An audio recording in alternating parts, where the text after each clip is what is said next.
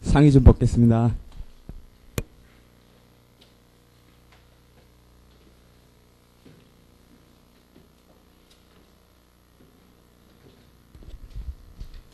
첫 장 다 받아보셨죠? 이런 말씀은 진짜 안 드리려고 그랬는데 너무 죄송합니다.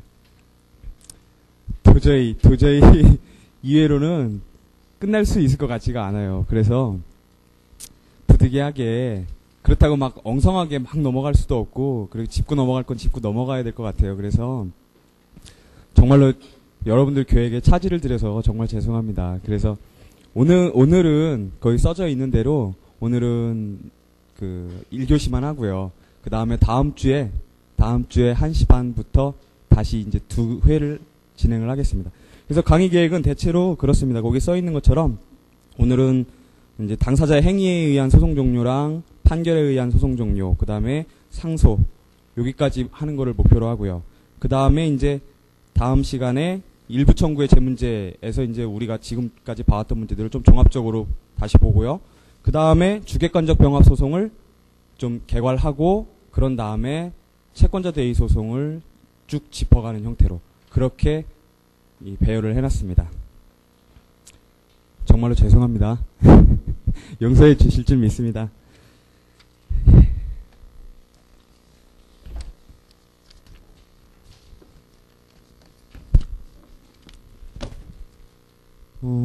우선은요, 우리가 지난 시간에 안 하고 넘어갔던 거 오늘 교재에 다 나갔는데 고급 사례 5하고 중급구를 저번 시간에 그 테마 속에서 안 했거든요. 그거부터 하겠습니다.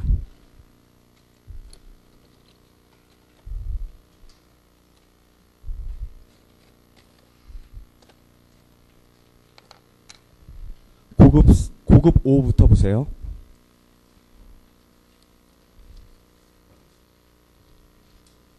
문제가 굉장히 복잡합니다. 고급 5가.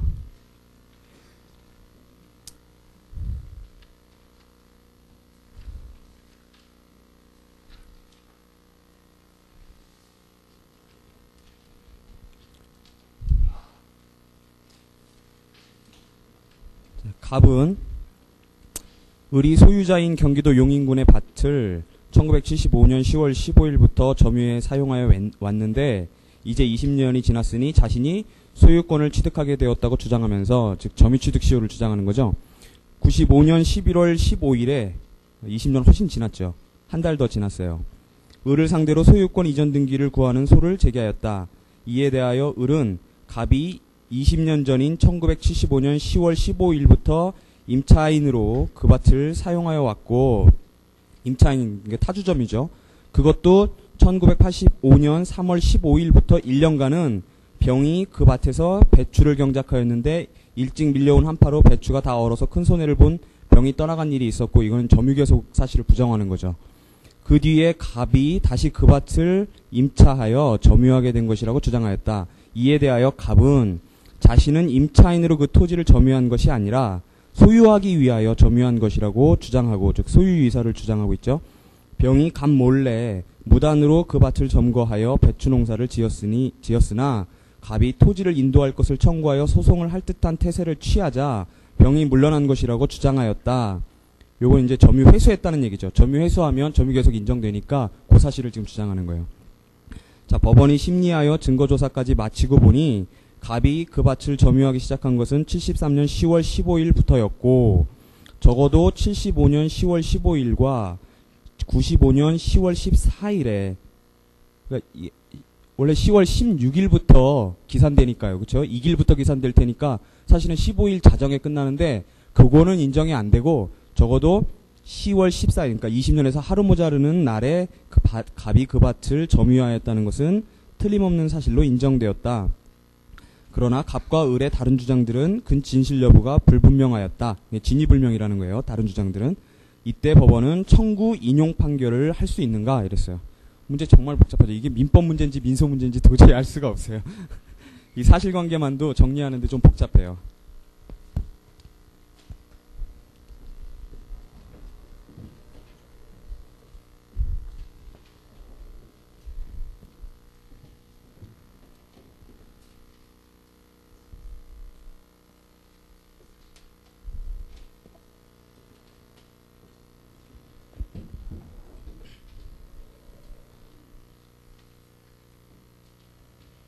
자, 민법 245조를 한번 봐보세요.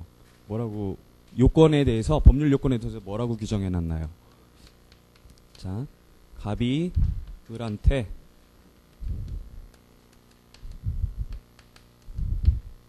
점유취득 시효 완성을 이유로 해서 소위 등 청구를 들어갔고요.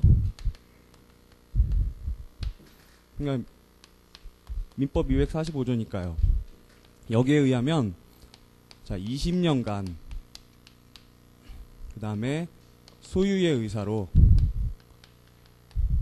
요건이 그렇게 규정되어 있어요. 세 번째 계속해서 그 다음에 네 번째로 평원 공연하게 점유를 해야 된다 이렇게 되어 있는데 요거하고 요거는 197조에서 추정이 되죠. 근데 저번 시간에 제가 말씀드렸다시피 이게 법률상 추정하고 구별해야 될 것 중에 가장 중요한 게 잠정적 진실이라고 그랬어요. 생각나시죠? 그러니까 잠정적 진실은 원래 법률상 추정이라는 거는 어떤 전제 사실로부터 어떤 추정 사실을 추정해 주는 거잖아요. 그죠? 근데 그런 전제 사실 없이 무턱대고 추정한단 말이죠. 무턱대고 소유의 의사가 있다고 추정하고 무턱대고 평원 공연한 점유라고 추정한단 말이죠. 어떤 전제 사실 없이. 그런 걸 뭐라 그랬냐면 잠정적 진실이라고 그랬고요. 그 다음에 그거는 법률상 추정처럼 똑같은 효과가 나타난다 그랬어요. 마치 입증 책임을 분배하는 데 있어서 전환되는 효과가 나기 때문에 실제로 상대방은 그걸 깨려면 상대방의 본증으로서 깨야 된다 그랬어요. 기억나시죠? 자, 그게 바로 요 197조 요 잠정적 진실에 대한 요 규정이고요. 자, 계속에 대해서는 어때요? 계속에 대해서는 198조에 보면 법률상 추정이 규정되어 있죠. 민법 198조예요. 그렇죠? 점유계속 추정. 그러니까 전후 양시의 점유 사실이 인정되면 그 전제 사실들이 전후 양시의 점유 사실이 인정되면 점유가 그 사이에 계속된 걸로 추정된다 그랬어요. 그죠? 그게 법률상 사실 추정이었죠. 자, 요게 있고요. 그 다음에 그러니까 이 진위불명의 사태가 났을 때 요러한 점들에 대해서는 을이 결국 입증 책임을 부담하게 된다는 게 이 문제에서 핵심이 되는 거죠. 그러니까 그걸 쓰라는 거예요. 그걸. 그다음에 여기 기산점 문제가 있고요. 자, 근데 첫 번째 얘가 75년 10월 15일부터 점유했다. 근데 현재인 소재기 시 95년 11월 15일까지 계속 점유했다. 근데 원래 점유취득 시효가 완성하려면 75년 10월 16일부터 95년 10월 15일까지의 점유가 인정이 돼야 되죠. 그러니까 얘 주장대로라면 벌써 인정이 되겠죠. 그런데 여기다 대고 을이 뭐라 그랬냐면 우선 첫 번째 조그맣게 그릴게요. 자, 첫 번째 75년 10월 15일부터 점유한 사실은 맞다 그랬어요. 그러니까 기산점에 관해서 지금 맞다 그랬어요. 근데 이게 자백이 될지 자백이 안 될지는 어디에 달려 있냐면 자백이라는 거는 재판상 자백이 되려면 변론주의가 적용되는 사실이어야 되니까 주요 사실이어야 된단 말이죠. 그러니까 우리는 이제 그러면 점유취득시효에서의 기산점이 과연 주요 사실인지 간접 사실인지 그 문제에 이제 봉착하게 되는 거예요. 주요 사실이라 그러면 자백이 성립하겠죠. 간접 사실이라 그러면 법원의 증거에 의해서 아무렇게나 판단해도 돼요. 직권으로. 자, 그런데 83년 3월 15일부터 1년간 병이 점유했다. 그러니까 이게는 계속이 중단됐다라는 사실을 주장하는 거죠. 그 다음에 임차인으로 점유를 개시했다 그랬어요. 그러니까 타주 점유라고 주장하는 거죠. 자, 근데 여기에 대해서 뭐라 그랬냐면 갑이 다시 병은 무단점유였고 나는 점유를 사실은 회수했기 때문에 점유 계속이 계속 인정된다. 그래서 이게 민법 192조 2항 단서의 얘기를 주장하고 있는 거죠. 그래서 점유는 계속됐다 얘기하고 있는 거고요. 그 다음에 또 뭐라 그랬냐면 아니다, 나는 소유의 의사로 점유했다 이랬어요. 자, 입증 책임이 어디 있느냐에 따라서 이런 사실들이 부인이 될 수도 있고 또 뭐 항변이 될 수도 있고 이제 여러 가지 것들이 될 수 있는데 그 성질들을 잘 파악해야 되죠. 자, 요거에 대해서는 요랬어요. 근데 우리가 아까 본 것처럼 요거는 법률상 추정 사실이죠. 법률상 추정 문제가 있는 거고 여기는 잠정적 진실에 문제가 있는 거죠. 요 규정에 문제가 있고요. 자, 그런데 이랬더니 법원이 판단해 보니까 첫 번째 기산점에 관해서는 73년 10월 15일부터 점유한 거는 인정된다. 이렇게 판단이 들었고요. 그 다음에 중간중간 점유 시점이 인정되는 부분이 75년 10월 15일도 인정이 되고 요게 이제 갑이 주장한 거죠. 그러니까 갑이 주장한 것보다 더 먼저인 사실도 사실은 법원이 판단하고 있어요. 그러니까 이게 간접 사실이라면 인정할 수 있겠죠, 법원이. 요 사실을 인정할 수 있을 거예요. 당사자들이 75년 10월 15일부터 점유하고 있다고 서로 맞다 그래도 이게 간접 사실이라면 법원이 판단한 바로 밀고 나갈 수가 있겠죠. 요 사실을 인정할 수가 있을 거예요. 그러니까 이게 주요 사실인지 간접 사실인지가 대두가 되는 거죠. 그 다음에 세 번째로 자, 다른 모든 사실들은 진위 불명이라 그랬어요. 이랬을 때 청구 인용 판결을 할 수 있겠느냐 이랬어요. 문제 되게 복잡하죠. 종합적인 문제예요. 종합적인 문제. 그래서 첫 번째로요. 하나하나 이제 사실 하나하나부터 따져봐요. 자, 점유계속 사실에 대해서는 점유계속 사실 인정 여부에 대해서는 자, 법률상 추정이 된단 말이죠. 전후 양시에 점유한 것이 입증되면 점유가 계속된 것이 법률상 추정되기 때문에 자, 저번 시간에 말씀드린 것처럼 중단 사실은 입증 책임의 전환 효과가 나타나는 거죠.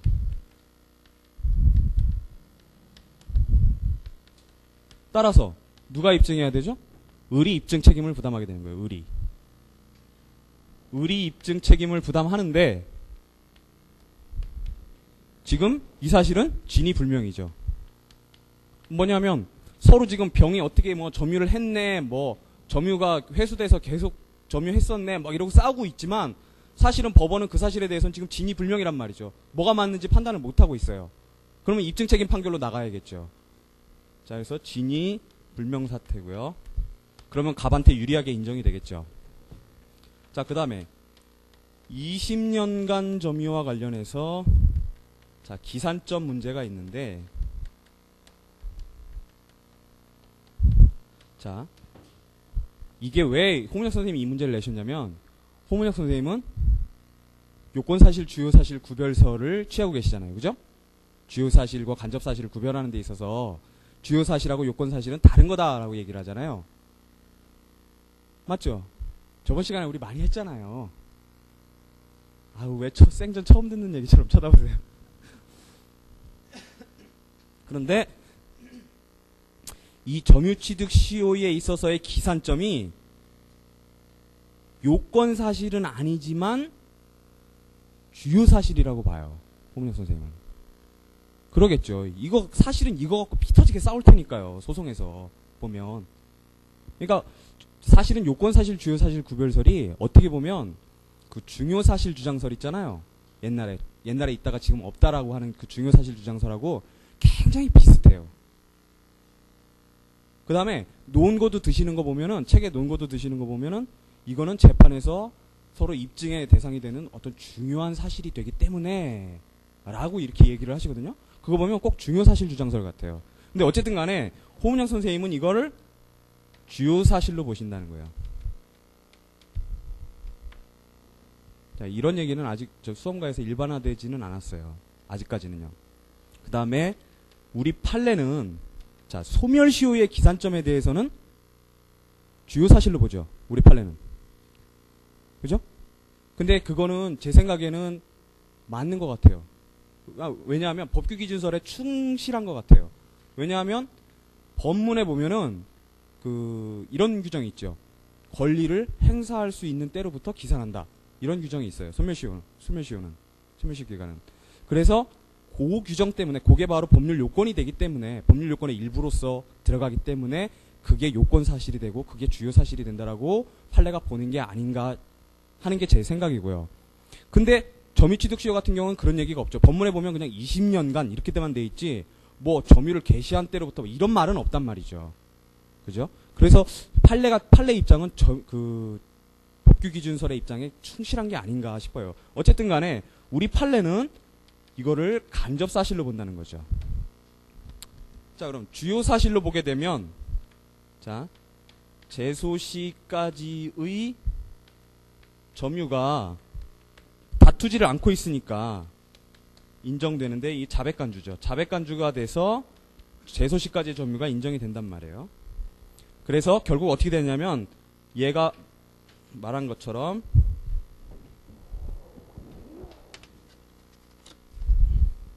얘가 자백했던 것처럼 75년 10월 15일부터 요거는 재판상 자백이 되죠. 주요 사실이니까. 그 다음에 재판상 자백이 되고 여기 제소시까지의 점유에 대해서는 현재까지 점유하고 있는 거에 대해서는 얘가 명시적으로 다툼이 없으니까 요거는 자백간주가 된다는 거죠. 따라서 현재가 언제냐면 요게 현재 제소시까지 점유가 인정되고 결국 이에 의하면 20년이 경과했다라고 보게 되는 거죠. 20년간 점유가. 그 다음에 간접사실설에 의하면 직권으로 73년 10월 15일부터 기산할 수 있다라는 거죠. 그죠? 저 법원은 심증이 73년 10월 15일부터라고 썼잖아요. 간접사실은 증거에 의해서 자기가 맘대로 인정할 수 있으니까 법원이. 그래서 자, 73년 10월 15일부터의 점유가 인정되니까 역시 이거에 의하더라도 20년은 경과한 게 되는 거예요. 그죠? 그럼 그 다음 요건으로 자, 소유의 의사는 어때요? 소유의 의사는 우리가 아까 본 것처럼 잠정적 진실 규정이 있단 말이죠. 잠정적 진실 규정이 있기 때문에 이것도 역시 입증 책임에 전환 효과가 나고 그래서 의리 입증 책임을 부담하는데 그런데 이 사실도 자, 임차권이 있는지 없는지 갖고 막 싸우고 있지만 사실은 뭐 이게 진위불명이라고 그랬어요. 그죠? 그러니까 이 사실도 갑한테 유리하게 판단이 되겠죠. 그죠? 임대차 계약은 없는 걸로 판단이 되겠죠. 입증 책임이 을한테 있는데 그걸 입증을 못하니까 입증 책임이 있는데 입증을 못하면 그 사실은 없는 걸로 판단되잖아요. 그죠? 그러니까 임대차 계약 사실은 없는 걸로 판단된단 말이죠. 자, 그 다음에 네 번째로 평온 공연도 마찬가지죠. 마찬가지 잠정적 진실 규정에 의해서 입증 책임의 전환 효과가 나고 따라서 근데 이거는 지금 갑이나 을이나 서로 아무도 말을 안 하고 있어요. 그죠? 근데 말을 안 하고 있으니까 마치 우리가 어떤 생각을 하고 싶냐면 갑이 지 청구 원인 사실인데 말을 안 하고 있단 말이죠. 주장도 안 하고 있는데 그럼 그 사실을 어떻게 변론주의에 의해서 인정을 할 수 있겠느냐라는 생각이 들 거란 말이에요. 그럼 주장 안 하고 있으면 이거 아예 뭐 입증이고 뭐고를 떠나서 사실 주장 차원에서 사실을 아예 주장을 안 하고 있으니까 이 사실을 아예 인정할 수가 없지 않겠는가라는 생각이 들어야 정상이죠. 근데 거기서 한 발 더 나아가면 어떻게 되냐면 주장 책임이라는 것도 객관적인 주장 책임이 있고 주관적인 주장 책임이 있잖아요. 그죠? 그럼 객관적인 주장 책임도 역시 입증 책임에 따라가죠.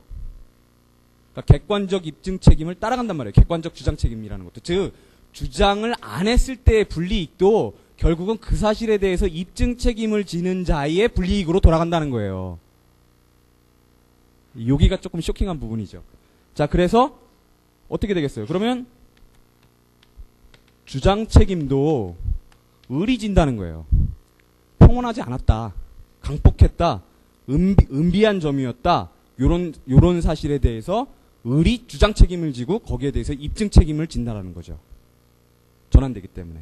따라서 이게 역시 진위 불명이 아니라 주장 책임을 지니까 을에 불리하게 판단되는 거죠.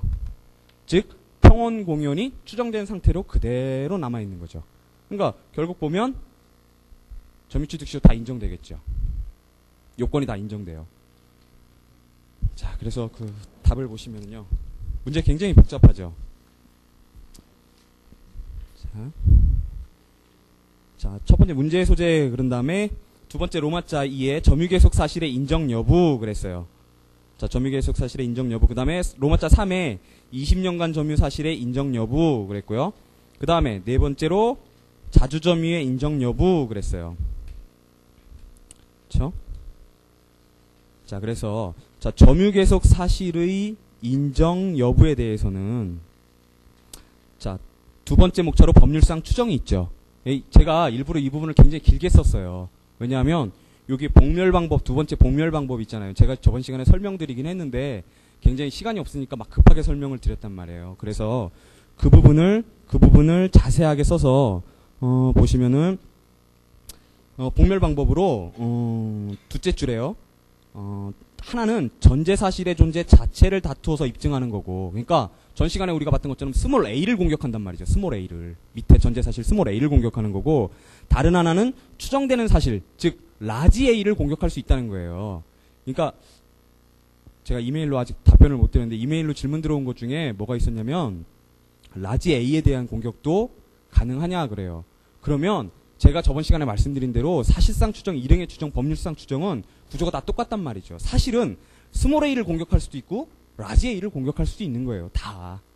근데 이제 어디에 지금 방점을 두고 그것을 설명하느냐라는 점이 달라진다 그러는 거죠. 달라진다라는 거예요. 그래서 이 법률상 추정을 깨는 데 있어서도 두 가지 방법이 가능하다라는 거고요.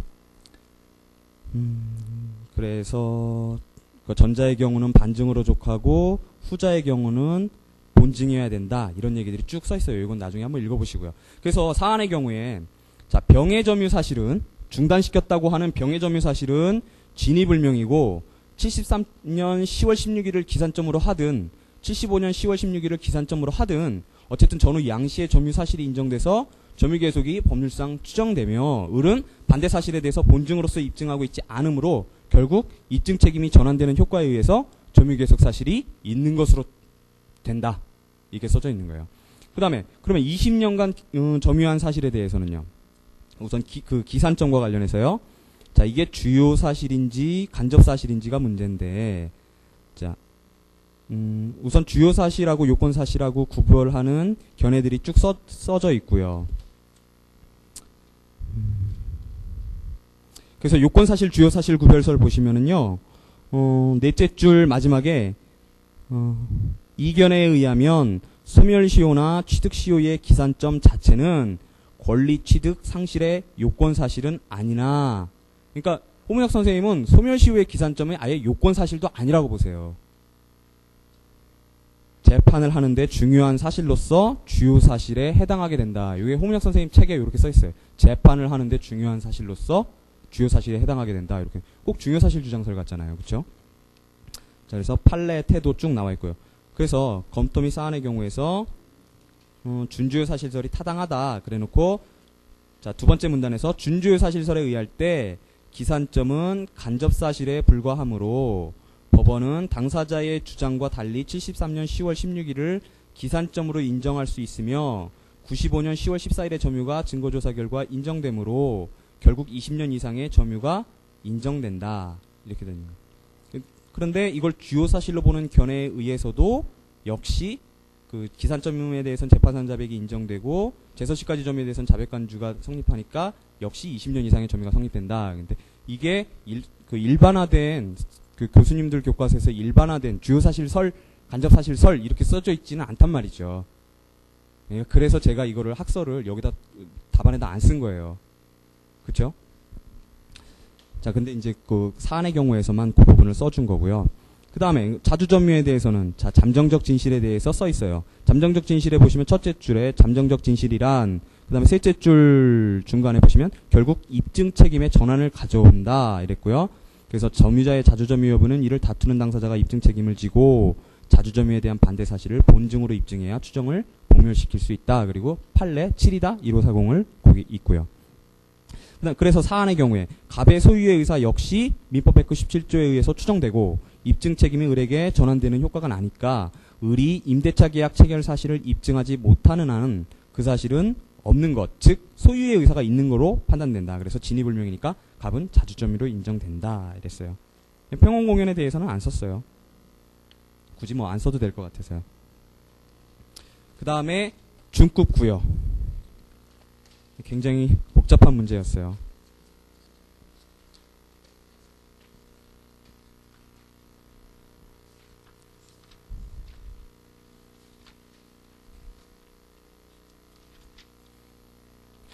이것도요. 우리 전 시간에 했던 입증책임 분배, 입증책임 전환, 입증책임 완화, 그 다음에 증명도까지. 그러니까 우리 저번 시간에 시간이 없어갖고 자유심증주의를 못했는데요. 어쨌든 증명도에서는 여러 번 다뤘죠. 문제 속에서. 근데 그 증명도까지 전부 다 다루는 거예요. 왜냐하면 이게 지금 의료과호 소송이거든요. 의료과호 소송이니까 현대형 소송이죠. 현대형 소송이니까 그런 얘기들이 다 나와야 돼요. 그러니까 환경소송이든지 의료과호 소송이든지 제조물 책임 소송이든지 이런 얘기들이 다 나와야 되죠. 전환이 될 것인가, 완화가 될 것인가. 그러니까 어떤 사실이 뭐 진위불명이다 막 이렇게 나오면 이게 전환이 될까, 완화가 될까, 아니면 증명도를 경감시켜서 이걸 인정을 해줄까, 아니면 애초부터 입증책임 분배를 갖다가 따로 그냥 법률요건 분류설에 의하지 않고 다른 학설을 취해서 해버릴까, 이런 생각, 요런 순서대로 이렇게 얘기가 되는 거예요. 자, 그래서 이 종합적인 문제인데요.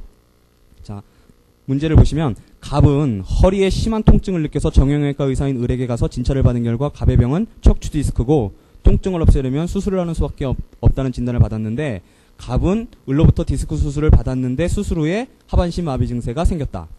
갑은 다른 병원에 입원하여 온갖 치료를 받았으나 아무런 효과가 없었다. 그러자 갑은 을을 상대로 1억 원의 손해배상을 청구하는 소를 제기하였는데 그 청구의 내용은 을이 디스크 수술 시에 실수로 수술기구로 갑의 척추신경을 절단하였기 때문에 갑에게 하반신 마비가 온 것이라고 주장하고, 자, 그러니까 요거에 대해서 일반적으로 과실이나 인과관계 문제로 보는 입장이 있고요.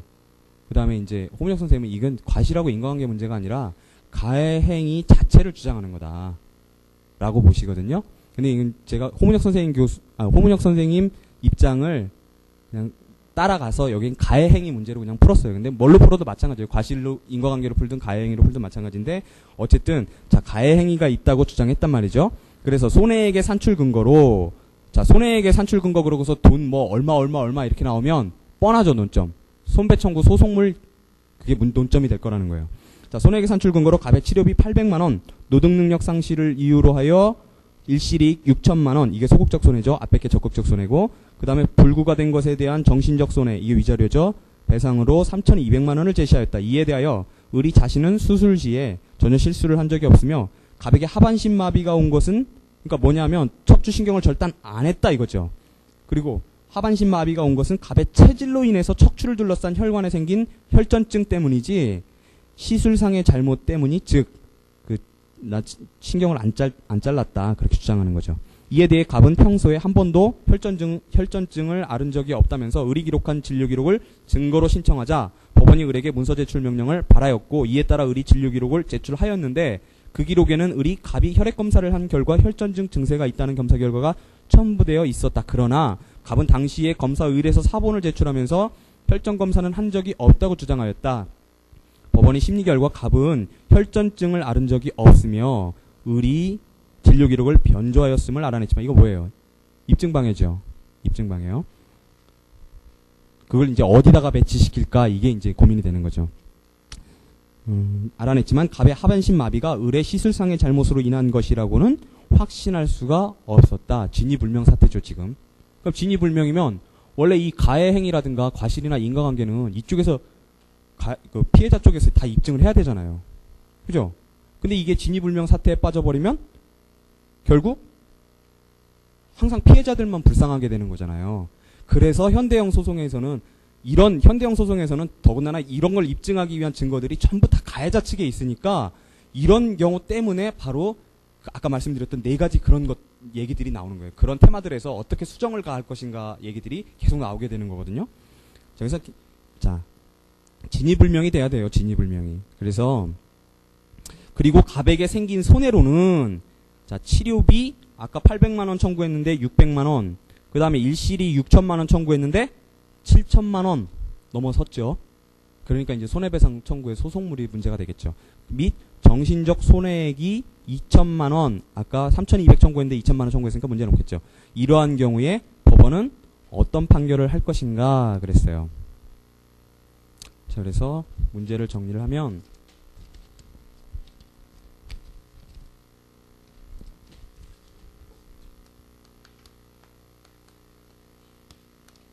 중급구에서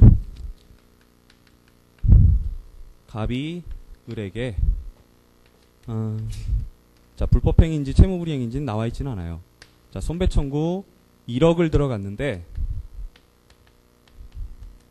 치료비 800 일실이익 6천 그 다음에 위자료 3,200 이랬단 말이죠. 의료과호 소송이에요.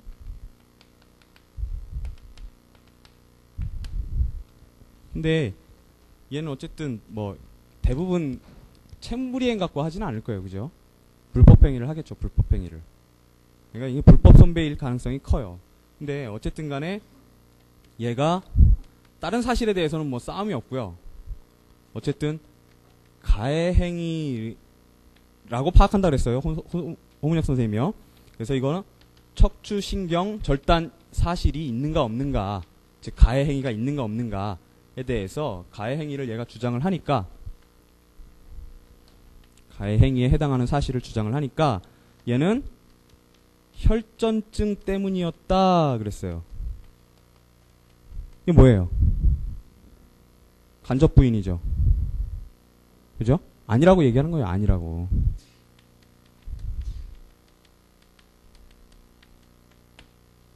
그러니까 입증 책임은 아직 쟤한테 남아있죠.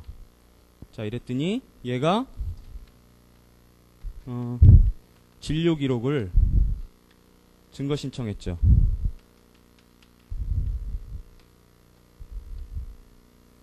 그 다음에 변조 사실도 확인했어요. 입증 방해죠.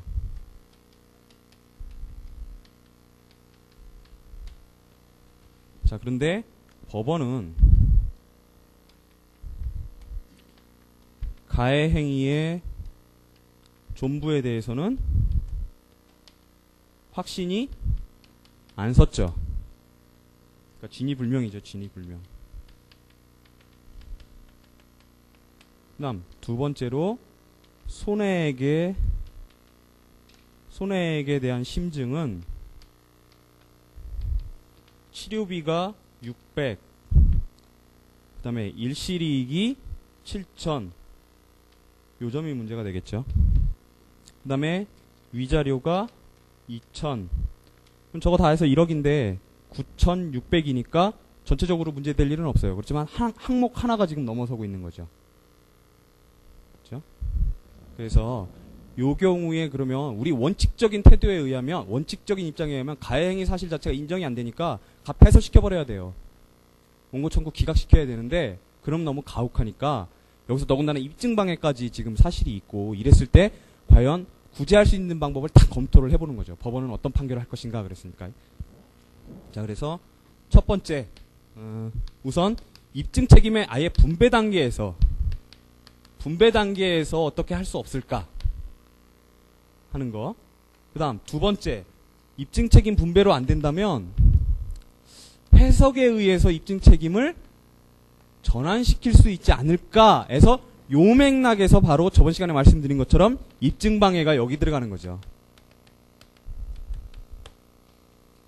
여기다 쓰시는 게 가장 체계적일 것 같아요. 그 다음 세 번째로 그러면 완화가 가능하겠는가. 입증 책임을 아예 그러면 완화시키는 방법은 어떤가? 그래서 자, 이게 뭐 법률상 추정 규정은 없으니까요. 그럼 사실상 추정으로 갈 텐데 결국 뭐 하나만 해도 되겠지만 사실상 추정이나 이릉의 추정이 되겠는가? 이걸 따져보자는 거죠. 그 다음 네 번째로 자, 현대소송은 항상 요 순서예요. 요 순서. 그 다음에 이런 게 안 되면 증명도를 경감할 수 있겠는가. 그래서 증명도 경감 파트에 보면 뭐 개연성서를 비롯해서 여러 가지가 나와요. 원래 우리 증명도라는 거는 확신을 가져야 되죠. 법관이 어떤 사실의 존재에 대해서 확신을 가져야 돼요. 그리고 그 확신은 객관적으로는 고도의 개연성에 대한, 주관적으로는 확신, 이렇게 표현을 하죠. 그죠? 근데 그걸 낮춘다라는 거는 증명도를 경감한다라는 거는 확신을 갖지 않더라도, 그러니까 고도의 개연성, 그게 정말로 그럴 거다. 이게 고도의 개연성이잖아요. 정말로 그럴 가능성이 정말로 크다.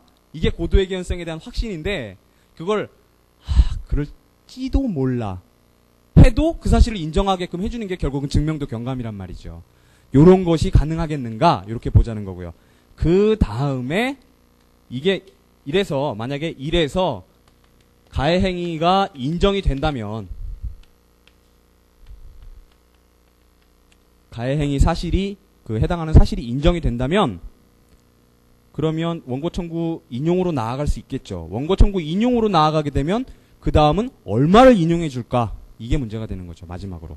그래서 바로 손배 청구의 소송물이 문제가 되는 거죠. 여기 학설 3개 있잖아요. 자, 그래서 중급 9를 보시면은요. 뭐 사실상 추정이나 일행의 추정 같은 데서는 여러분들이 뭐 가치관에 따라서 약간씩 다를 수도 있어요. 인정해 줄 수도 있고 안 해줄 수도 있어요. 사안 자체가 이렇게 막 명확하게 어떤 사실들이 쭉 나와 있는 게 아니기 때문에. 자, 그래서 중급 9를 보시면은요.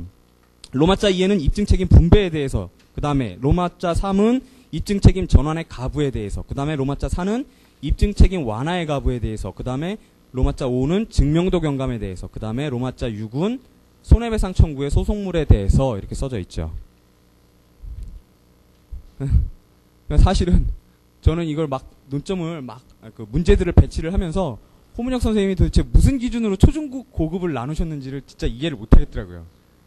중급인데 고급 같고, 초급인데 중급 같고, 고급인데 초급 같은 것도 있고요. 잘 모르겠더라고요. 어떤 기준으로 하신 건지. 자, 그래서 중급구에서 입증 책임 분배를 보시면은요. 자, 여러분들 아시는 것처럼, 여기서는 좀 자세하게 써야겠죠. 법률요건 분류설이 통설 판례인데, 자, 거기에 대해서 요즘에 위험영역설이나 증거거리설이 대두한다 그랬어요. 저번 시간에. 자, 그래서 검토 및 사안의 경우에 보시면은, 두 번째 문단이에요. 따라서 사안에서, 그러니까 우선은 수정법률요건 분류설을 취해주고요. 근데 뭐 현대형, 이게 이제 이시훈 선생님 주장이잖아요. 현대형 소송에서 새로운 견해를 수용해서 법률요건 분류설을 보충 수정할 필요가 있다 그러는데, 솔직히 이건 하나마나 한 얘기예요. 왜냐하면 이것이 구체적으로 어떻게 수용되고 어떻게 보충될지에 대해서는, 그럼 만약에 보충 수용된다면 이런 사안에서 해결을 해줘야 되잖아요. 증거거리를 판단해주고, 증거거리가 그러면 이 가해자 측이 더 거리가 가까우니까 이쪽에 입증 책임을 전환시켜준다가, 이런 걸 사실은 선생님이 명시적으로 말씀을 하셔야 되는데, 그런 건 명시적으로 말씀 안 하신단 말이죠. 그냥 추상적으로 보충하고 수정하는 원리로만 받아들이자, 이렇게 한단 말이죠. 자, 그래서 따라서 사안에서 위험영역설이나 증거거리설을 취할 경우에는 가해행위 유무에 대해서 의리 입증 책임을 부담하겠죠. 지 위험영역이었고, 그 다음에 지도 증거거리가 가까우니까요. 그죠? 지가 척추신경을 절단했는지 안 했는지는 지가 알건 지가, 수술한 지가. 그죠? 법률요건 분류설에 의할 경우에는 가백의 가해행위 존재에 대한 입증 책임이 있으므로 법원은 청구기각 판결을 하여야 한다. 이렇게 되는 거고요. 그러면 입증 책임을 전환할 수 있겠느냐? 그런데 우리 입증 책임 전환은 저번 시간에 말씀드린 것처럼 입법에 의한 전환이 원칙적이에요. 그죠? 그러니까 원래의 어떤 원칙적인 규정이 있고, 민법 750조처럼 원칙적인 규정이 있고, 그거에 대해서 예외적인 어떤 자배법 규정이라든가 이런 규정들이 있단 말이죠. 그게 입증 책임 전환의 원칙적인 방법이에요. 근데 항상 입증 책임 전환이라고 할 때는 입법에 의한 게 문제가 되는 게 아니라 해석에 의해서도 전환시킬 수 있겠는가, 이게 문제가 된다 그랬어요. 그죠? 그 중에서 제일 많이 나오는 문제가 바로 입증방해란 말이죠. 입증방해 시에 입증 책임 전환을 인정할 수 있겠는가. 그건 학설 2개 때문에 그렇다 그랬잖아요. 그죠? 학설 때문에. 자, 그래서 학설의 태도에서 입증 책임 전환설이 있었고, 자유심 증설이 있었어요. 그리고 판례는 자유심 증설을 취했고요. 그래서 우리는 뭐 자유심 증설로 가야겠죠. 입증 책임 전환을 해석에 의해서 인정을 할 수는 없다. 이렇게 가는 거고요. 따라서 검토 및 사안의 경우에 보시면 자유심 증설을 택함이 타당하다 이래놓고 사안에서 의리, 진료 기록을 변조한 행위는 입증방해 행위에 해당하나 이에 대한 제재로 입증 책임의 전환을 인정할 수는 없고, 그죠? 가해 행위의 존재 여부에 대해서 입증방해 행위를 변론의 전취지로서.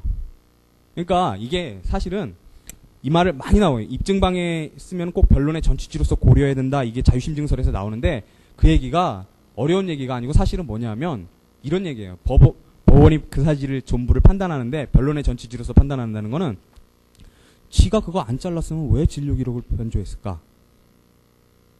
지가 척추신경을 절단했으니까 진료 기록을 변조했겠지. 이게 바로 변론의 전취지인 거예요.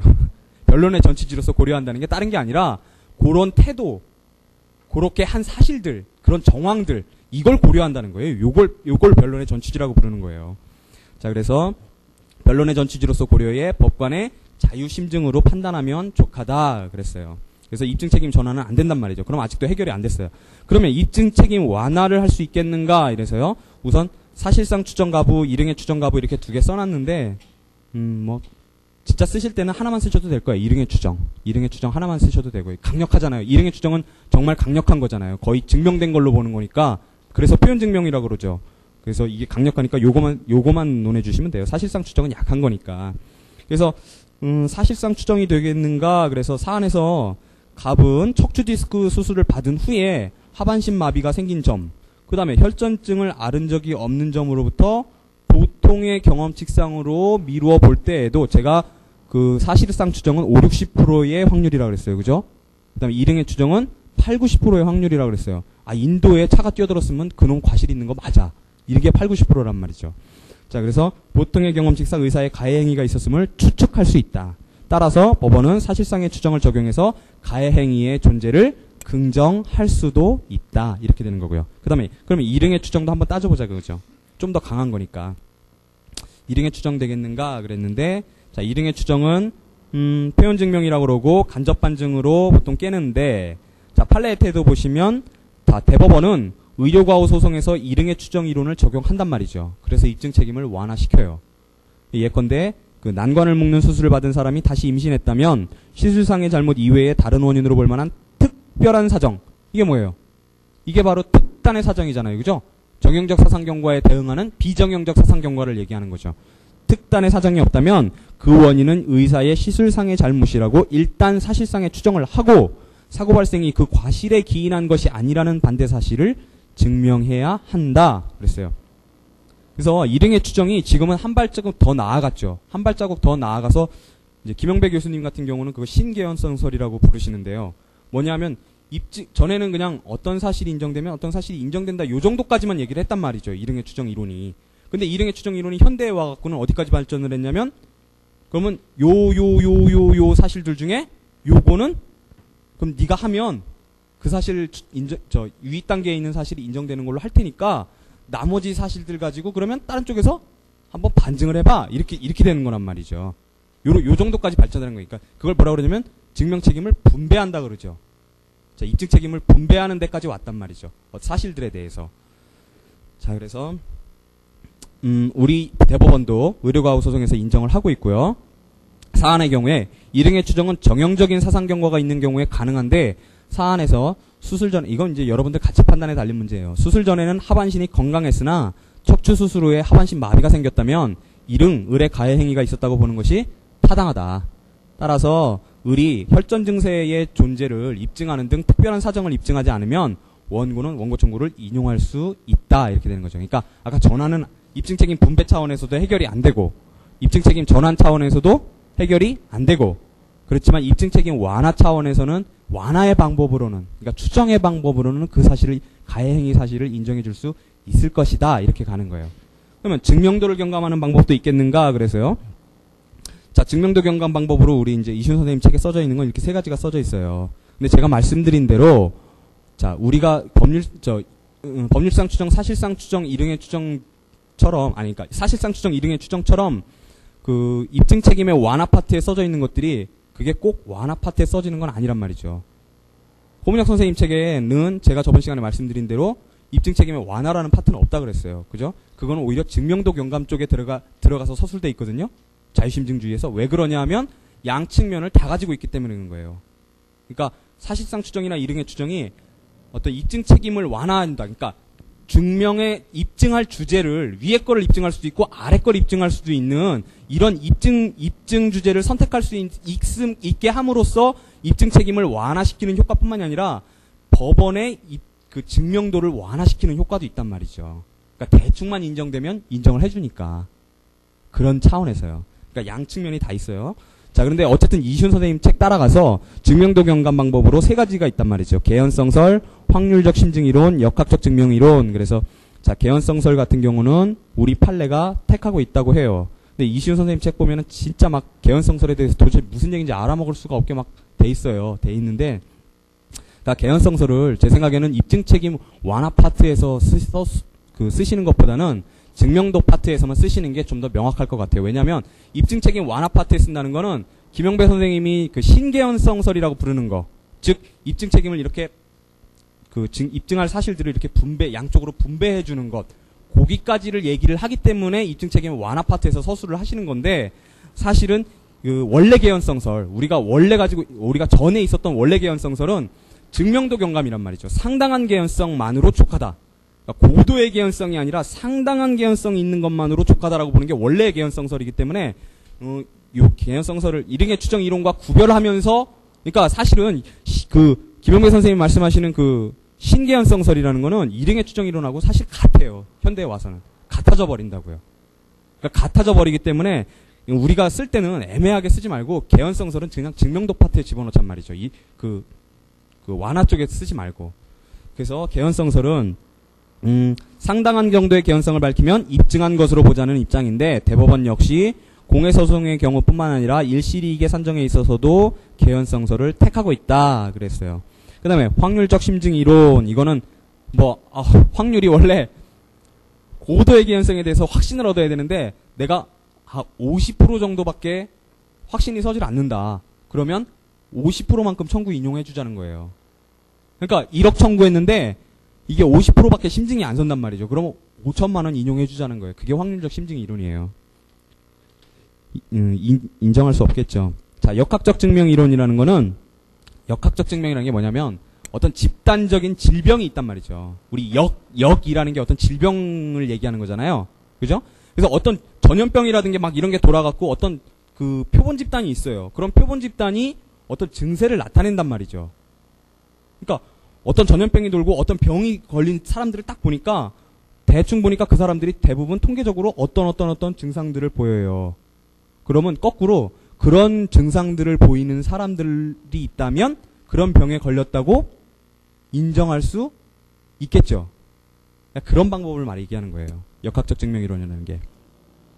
자, 그래서 원고 측에서 원고도 역학적 증명에 의해서 원인이라고 할 인자의 영향을 받았다는 것과 원고의 증상도 집단적 질환의 기본적 특징을 갖춘 것을 증명하면 되고 피고 측에서 원고의 질병은 그 인자와는 무관하다는 것을 추정케 할 특단의 사정을 증명함으로써 역학적 증명으로부터 해방되는 식으로 입증 책임을 분배하는 견해다. 이렇게 했어요. 그래서 검토에서는 확률적 심증이나 역학적 증명 이론은 이런 거는 택하기 애매하고 그래서 개연성설 정도는 택할 수 있다. 우리 판례도 택하고 있고 그렇다면 한번 이런 차원에서 이 사안을 보면 셋째 줄에 사안에서 가해행위의 존재에 대해서 법관이 확신을 하지 못한다고 하더라도 상당한 개연성을 인정할 수 있다면 그 사실을 긍정해서 원고 청구를 인용할 수 있다라는 거죠. 그런 다음에 이제 원고 청구를 입증 책임의 완화에 의해서든지 증명도를 경감하는 방법에 의해서든지 만약에 원고 청구를 인용할 수 있다면 그럼 얼마를 인용해 줄 수 있느냐와 관련해서 손해배상 청구의 소송물이 문제가 되는 거죠. 손배 청구의 소송물은 손해 1개설, 손해 2분설, 손해 3분설. 그래서 1개, 2개, 3개. 1개, 2개, 3개. 그런 거죠. 그러니까 손해 1개설은 우리 이시훈 선생님 주장하시는 것처럼 이거 다 같은 거라는 거죠. 치료비나 일시이익이나 위자료나 다 같은 거라는 거예요. 그러니까 이 안에서 항목별로 차이가 나더라도 총액만 같으면 처분권주의에 위반되지 않는 거죠. 총액만 그 안쪽이면. 그러니까 이거는 0에서부터 1억까지 지금 판결을 할 수 있는 거잖아요. 법원이. 근데 그 안에만 들어가 있으면 괜찮다는 거죠. 그럼 손해 2분설은 뭐냐면 요 위에 거 치료비하고 일시이익 요거는 재산적인 손해니까 요거는 같은 거고 요거는 정신적인 손해니까 별개다. 이렇게 보는 거죠. 고문혁 선생님. 손해 이분설로 하는 거죠. 그러니까 요 안에서는 상관없겠죠. 변동돼도. 예를 들어서 7,600이면 여기는 6,800이니까 야 이런 경우는 넘어서겠죠. 그죠? 이런 경우는 넘어서니까 처분권주의 위반이 되는 거고요. 그 다음에 손해 3분설은 우리 판례가 취하는 태도죠. 요거 하나와 비교가 된다라는 거죠. 그래서 치료비에 대해서도 0에서 800까지만 가능하고 일시이익에서도 0에서 6,000까지만 가능하다는 거죠. 그 다음에 위자료에 대해서도 0에서 3,200까지만 가능하니까 7,000이라는 심증이 섰어도 7,000 다 인용 못 해준다라는 거죠. 얼마요? 6,000까지만 가능한 거죠. 처분권주의에 의해서. 그렇죠? 자, 그래서 자 판례는 손해 3분설을 취한다 그랬고요. 그래서 검토 및 사안의 경우에서 손해 한계설이 타당하다. 그 다음에 판례의 태도를 따를 경우에는 판단 총액이 9,600만 원이긴 하지만 항목별 청구 금액을 초과할 수 없게 돼서 8,600만 원밖에 인정할 수가 없다. 그리고 손해 한계설에 따르면 9,600만 원 다 인정해 줄 수 있다. 그 다음에 손해 두 개설에 따르면 8,800만 원만 인정할 것이다. 실제로 쓸 때는 이렇게 다 쓸 필요 없겠죠. 자기가 취한 학설 그것만 쓰면 돼요. 자, 그렇고요.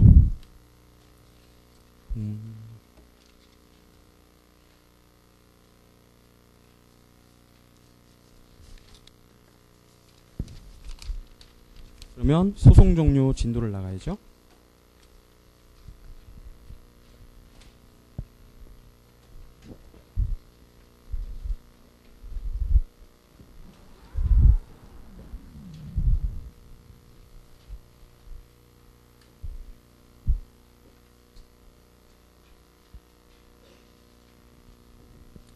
자, 소송 종류 사유에는요, 크게 세 가지가 써져 있어요.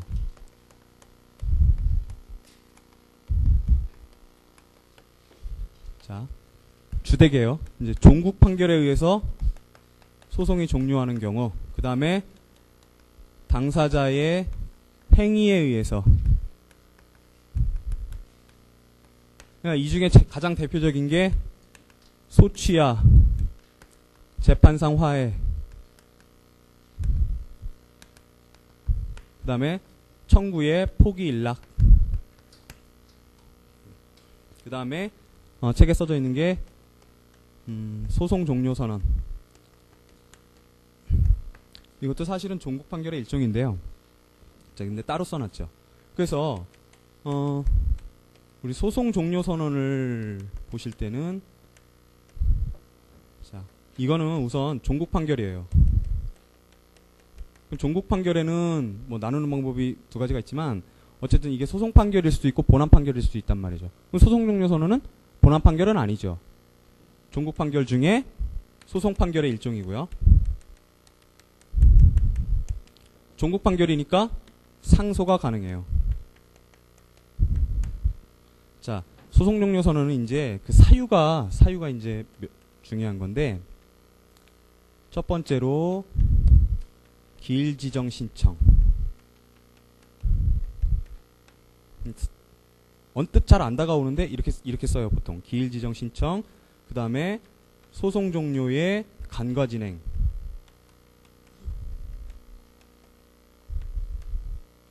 그 다음에 세 번째로 당사자 대립구조 소멸.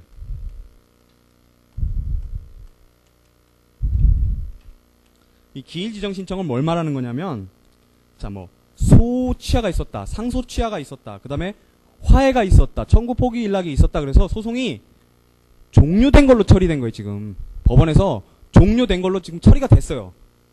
처리가 됐는데 당사자가 그걸 다투면서 들어오는 거예요. 다투면서. 그러니까 그게 되고 안 되고를 떠나서 어쨌든 그것이 뭐 그 각각의 경우에 될 것인가 안 될 것인가는 그 나중에 보고, 어쨌든 그걸 다투면서 들어오는 거죠. 기일을 지정해달라고. 아직 소송 안 끝났으니까 기일을 좀 잡아주시오. 소송을 계속하게 기일을 좀 잡아주시오 하는 게 그게 바로 기일 지정 신청이라는 거죠. 그러니까 이게 소송 종료로 처리 뒤에 종료 자체에 대해서 다툼이 있는 경우죠.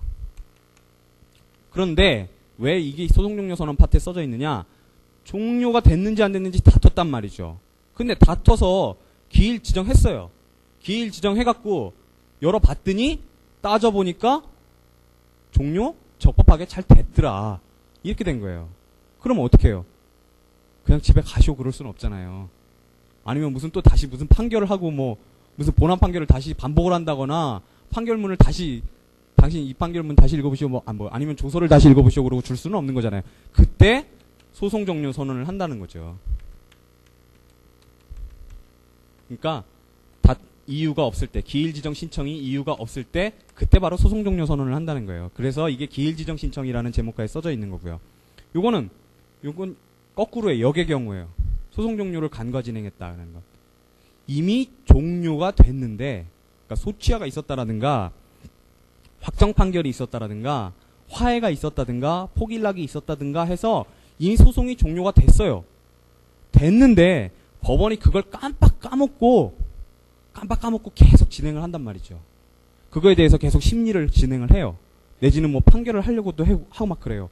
그러면 그때 그게 밝혀지면 바로 종료 사실이 밝혀지면 이건 그리고 직권조사 사항이죠.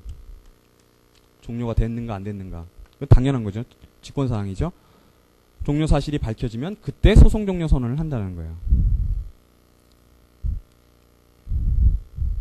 그러니까 뭐냐면 요거는 종료한 걸로 처리가 됐는데 안 됐다고 다투면서 들어오는 거고, 요거는 이미 진짜로 종료가 됐는데 그걸 깜빡하고 그냥 계속 가는 거고요. 그러니까 역의 경우예요. 역의 경우.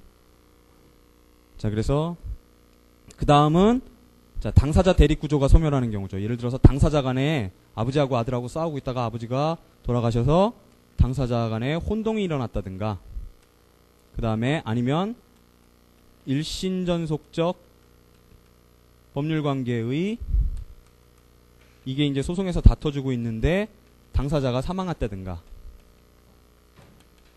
그럼 상소가 안 되니까요. 그 통설판례 의대로 당연 승계 안 될 테니까 당사자 지위도요. 그럴 때는 일신전속적인 거니까. 그때는 당사자 대립 구조가 이 당사자가 없고 한쪽 당사자만 있는 거니까 그때는 소송 끝내야죠. 그때 소송 종료 선언을 한다는 거죠. 자, 이게 한번 나온 적이 있어요. 소송 종료 선언이. 자, 그 다음에 이제 진짜 중요한 건 소취하죠. 자, 우리 소취하에 대해서 진짜 중요한 얘기들은 앞에서 했었어요. 뭐냐면 첫 번째로 그 의사 하자를 이유로 소취하를 취소하거나 무효를 주장할 수 있는가? 저번 시간에 기억나시죠? 저번 시간인가요? 저저번 시간인가요? 재심규정 유추서라고 민법규정 유추서라고 있었잖아요. 그죠? 옛날에 의사하자 고려설 불고설로 부르던 거, 그게 주되게는 소취하에서 문제가 된다 그랬잖아요. 그죠? 사기나 강박이나 착오 때문에 소취하를 했을 때 그때 그거를 그 하자를 주장할 수 있겠는가? 그죠? 그 하자를 주장하면서 기일 지정 신청을 할 수 있겠는가? 등등등등 해서, 자, 거기서 하나 봤고요. 그거 아주 중요한 거죠. 소취하에서. 두 번째로 보셨던 게 우리 저번 시간에 부재소 특약을 했었어요. 그러면서 무슨 얘기를 했었냐면 명문의 규정이 없는 소송상 합의에 대해서 허용 여부, 법적 성질, 그 다음에 위반 시의 구제 방법 생각나시죠? 네? 생각나시죠?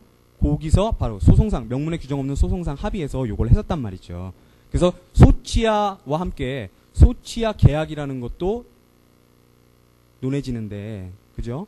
같은 건 아니죠. 소취하 계약하고 소취하고 같게 보는 거는 소취하 계약에 대해서 소송행위설이겠죠. 같게 보는 건. 근데 그것 빼고는 같이 안 본단 말이죠. 어쨌든 다른 건데 그 가장 중요한 두 가지를 봤어요. 봤는데 이제 일반적으로 소취하에서 이제 마지막 남은 논점이 그 효과죠. 효과. 근데 그 전에 이제 요건이, 자, 소취하나 재판상 화해나 청구의 포기 일락이나 다 요건이 정형화돼 있죠. 논점이 정형화돼 있어요. 논점이. 그죠? 논점이 책에는 막 이렇게 뒤섞여 있지만 사실은 논점이 세 가지 다, 그러니까 당사자의 행위에 의한 소송 종료가 세 가지가 있는데 그 세 가지 다 사실은 요건을 외울 필요가 없고 약간씩만 외워주면 된단 말이죠. 요건은 정형화되어 있기 때문에. 그게 뭐예요? 그게 뭐냐면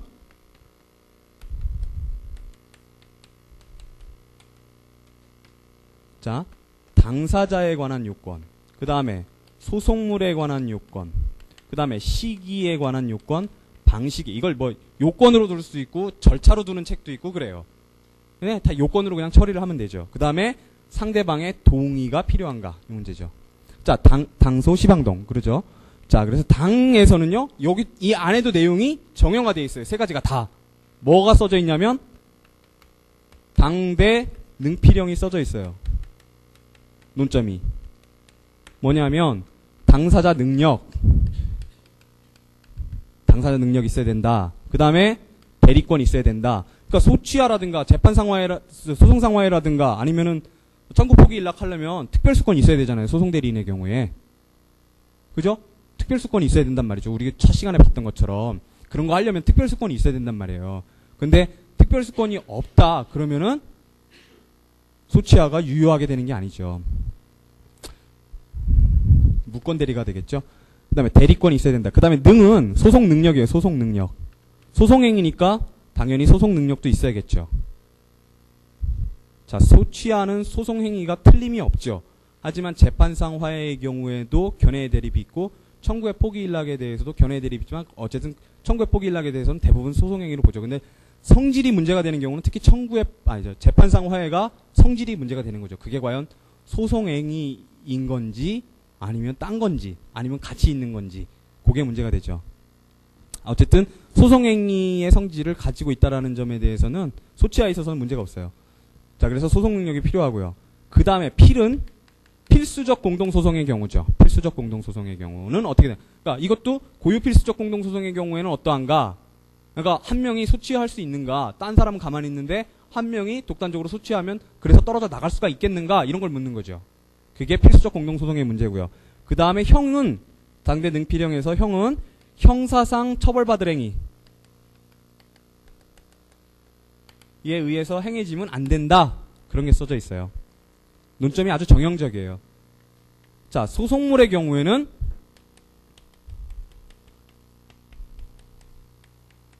변소 강조 이렇게 돼 있죠.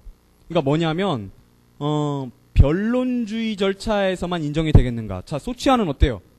직권탐지, 그러니까 변론주의 반대 직권탐지니까 직권탐지 절차에서 소취하가 될까요? 그러니까 우리가 민소법에서 말하는 직권탐지 절차, 예를 들어 가사소송 내지는 뭐 행정소송 이런 데서 소취하여 되겠죠? 네, 되고요. 그 다음에 그런데 이제 화해나 포기 일락의 경우에는 문제가 있다라는 거죠. 화해나 포기 일락을 하게 되면 그 자기의 이해관계만, 예를 들어서 회사관계 소송인데 주주가 들어가서 소송을 하고 있다. 지금 주주가 원고로 회사에 대해서 소를 제기해갖고 하고 있는데 지가 맘대로 화해하거나 지가 맘대로 청구 포기 일락을 하게 되면 이게 대세효가 있는데 문제가 생기잖아요. 그죠? 그래서 그건 안 된단 말이죠. 소취하는 건 내비두는데 그건 안 된단 말이에요.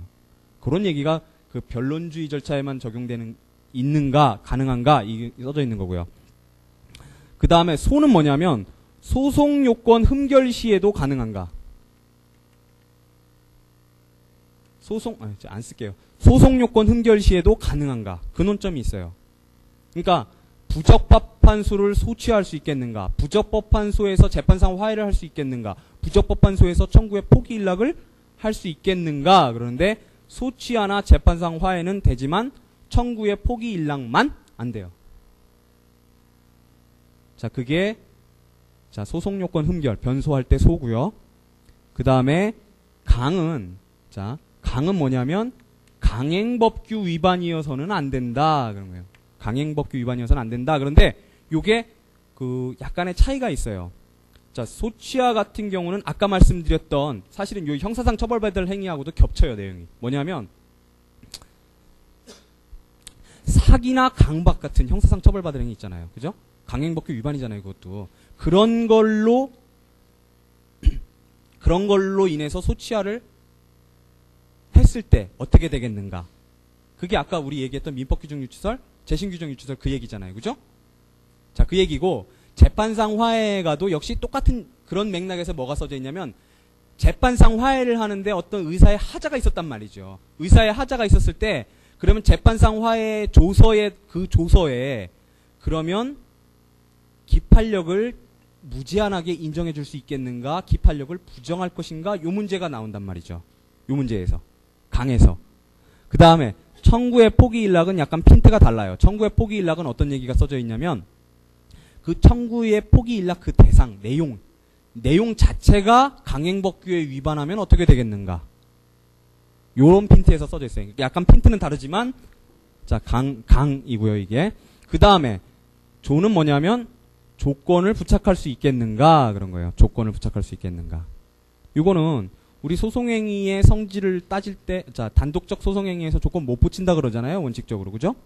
그러니까 소치하를 하면서 조건을 붙인다거나 뭐 그러면 안 되겠죠. 그다음에 재판상화에 할 때 조건을 붙일 수 있겠는가, 그건 또 성질에 따라서 또 얘기가 달라지고요. 그 다음에 청구의 포기 일락하면서 조건을 붙일 수 있겠는가, 못 붙이겠죠. 자 그런 얘기들이 써져 있는 거예요. 그 다음에 시기는 뭐냐면 다 똑같아요. 상고심에서 가능하겠는가, 상고심에서 소치하 가능하겠는가, 상고심에서 재판상 화해 가능하겠는가, 상고심에서 청구 포기 일락 가능하겠는가, 이게 써져 있는 거고요. 문제 없죠. 다 돼요. 세 가지 다 되고요. 그 다음에 방식은 뭐냐면 구술로 할 것인가 서면으로 할 것인가, 이 문제가 써져 있는 거예요. 자 그래서 원래 그 화해나 포기 일락의 경우에는 구술이 원칙이었죠. 구법에서 구술이 원칙이었는데 신법에서 서면화해나 서면 청구 포기 일락을 도입했다라고 해석하시죠. 이시훈 선생님은. 이제 호문혁 선생님은 그걸 아니라고 그러시지만 어쨌든 대부분의 교수님들은 서면 화해나 서면 청구 포기 일락을 도입한 것이다, 그렇게 되는 거고요. 소치하 같은 경우에는 원칙이 소치하서를 제출하게 돼 있죠. 원칙이 소치하서를 제출하게 되어 있지만 하지만 변론에서 구술로 해도 가능하다, 이렇게 보는 거고요. 그러니까 구술이냐 서면이냐 그게 방식이에요. 그 다음에 동의는 자 청구 포기 일락이나 재판상 화해는 문제가 안 되죠. 자 소치하에서만 동의가 문제가 되죠. 뭐예요 이거? 본안에 응소한 다음에 소치하 하려면 상대방 동의받아라, 이런 거잖아요. 그죠? 그래서 거기에서 어떤 논점이 있었냐면 본안에 응소했다라는 거를 어디까지 판단할 것인가 해서 피고가 청구기각의 답변만을 구한 경우, 청구기각 신청만을 한 경우에도 이게 본안에 응소했다라고 볼 수 있느냐, 본안에서 변론했다고 볼 수 있느냐라는 문제가 우리 첫 시간에 요게 나오는 걸 세 가지를 얘기했었어요.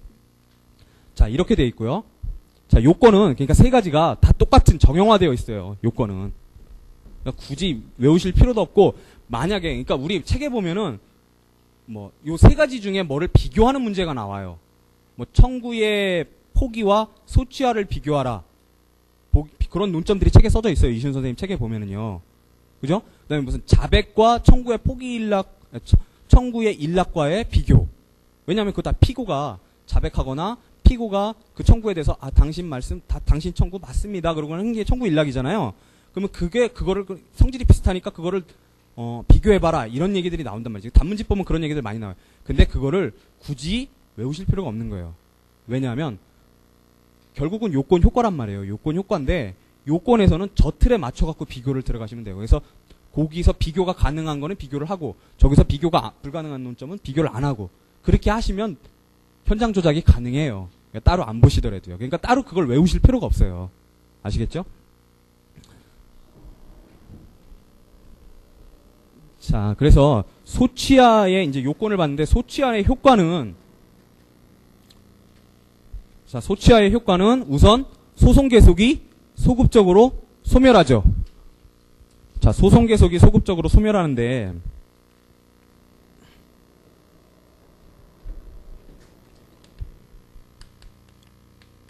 효과에서 첫 번째는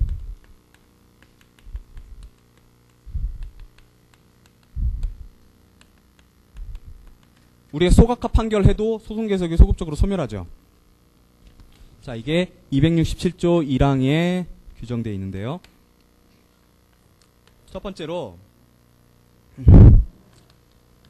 당사자나 별 얘기 없어요. 여기 당사자나 법원의 소송행위가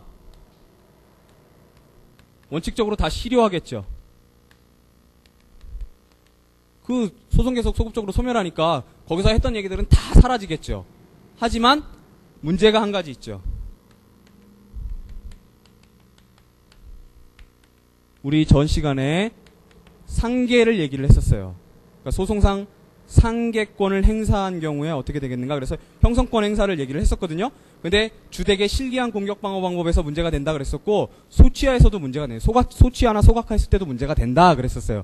그래서 여기 역시 뭐 병존설, 신병존설, 그다음에 그 학설들이 다 있어요. 여기 다 있고요. 근데 이제 이시훈 선생님은 실기각하의 경우에는 신병존설로 가야 된다 그러지만, 요 소취하의 경우에는 그렇게 안 가시고 병존설로도 충분하다. 왜냐하면 둘 다 소멸하니까 이렇게 가시는 거고요. 자, 요 문제만 있는 거예요. 요 문제만. 그러니까 소송행위가 원칙적으로 실효하지만 형성권 향하의 경우에도 자, 병존설, 신병존설, 소송행위설 이렇게 있어요. 그 다음에 이제 중요한 거는 제소금지죠. 소취하의 효과로서 제소금지가 있는데, 하여튼 중복제소하고 제소금지하고 기판력은 커다란 줄거리죠. 커다란 줄거리요. 자, 제소금지도요. 요건이 중요하죠. 자, 그래서 제소금지를 정말 시끄럽네요. 저기 1시간만 그런다 그러는데요.